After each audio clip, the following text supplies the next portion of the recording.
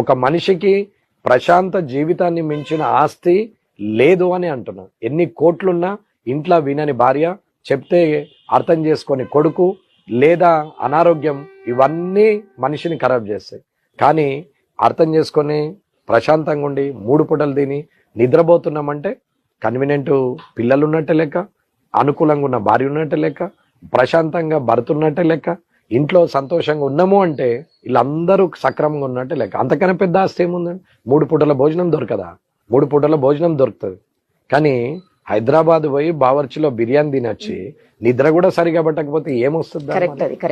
ఇంట్లో పప్పన్నం తొక్కన్నం వేసుకొని 9కి నిద్రపోతే పొద్దున మనం లేచి దర్వాజా తీసినాం అనుకోండి, బయట సన్లైట్ కనిపిస్తే, చల్లటి గాలేస్తే ఆ సంతోషం వేరు. కానీ రాత్రి 12 దాకా దావత్ చేసుకొని వచ్చి 2-3 BMW, 4-5 ఆడి కార్లు పెట్టుకొని, పెద్ద ఇల్లు పెట్టుకొని, పార్కింగ్ లో 10 మంది పనులను పెట్టుకొని